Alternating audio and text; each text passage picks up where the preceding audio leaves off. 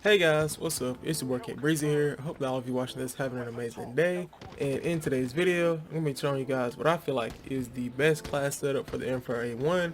And it honestly just turns this thing into a laser beam and allows you to stomp all over the competition. And while I'm not a pro or anything at the game, I do feel like these attachments optimize the M4A1 to the best of its abilities. So if you're excited for today's class setup and you just can't wait to see what's in store, be sure to drop a like down below to let me know. And while you're at it, be sure to subscribe and hit that bell icon because then you don't have to worry about missing out on some of the latest Call of Duty news or a post from this channel.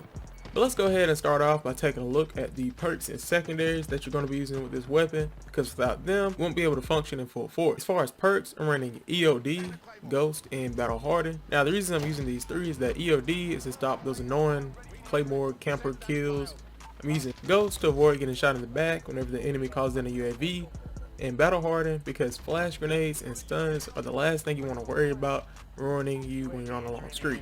I can understand, however, if you want to swap out the EOD perk with Scavenger, because when you're going on those longer 10 to 15 kill streaks, that's when you kind of start scrounging for ammo and you're just looking everywhere frantically. But for the most part, since the M4A1 is a pretty common weapon, you don't really have to worry about ammo, and you just have to run over one of the M4A1 variants to refill on the ammo and just get back to blasting.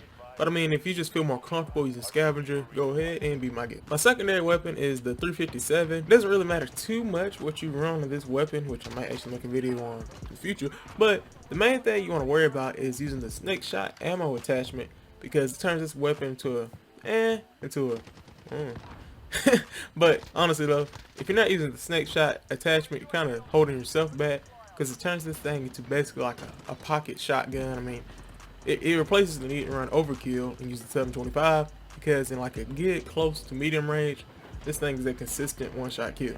My specialists are dead silence and stopping power rounds, and I use dead silence the most, but in certain scenarios when I'm running low on ammo because I'm not using scavenger, those stopping power rounds really do come in handy. I also use claymores and stem shots for my lethal and tactical.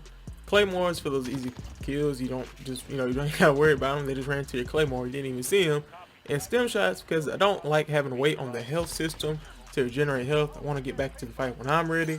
And if they have that frangable wounding perk, whatever it's called, it stops you from healing and makes you have to wait even longer. So by using stem shots, you just can avoid the whole process and just get back to blasting your foes. Moving on to the actual weapon itself, like I mentioned in the beginning, this class focuses on making the gun as much of a beam as possible and allowing you to lay waste to your opponent at any range. With that being said, I decided to go with the Ranger foregrip, not just because of the nostalgia, but also because of the amount of recoil stabilization and recoil control of this weapon. Now there is a slight trade-off of aim down sight movement speed and ADS time, but I mean those are really minute compared to the bonuses that you're getting by using this Ranger foregrip.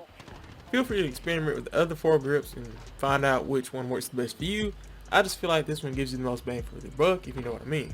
Next up for my barrel, I'm running the FSS 12.4 inch Predator barrel, because not only does it have a built-in silencer to help save you a slot in the gunsmith, but it also boosts your ADS speed and kind of helps you counteract the cons of the Ranger foregrip that we equipped previously. And this barrel is more or less a big brother version of the FSS tactical barrel, because it basically does everything it does but better.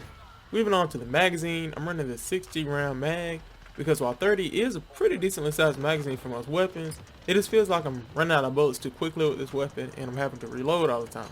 So in order to avoid this, I equip 60 round mag. You can equip the 51 if you wanted to, but bigger is better, so I just went ahead and got 60.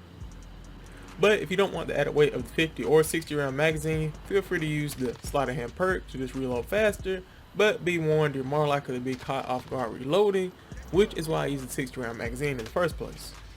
And for the last two attachment slots, I'm using the rubberized grip tape and GI mini reflex sight.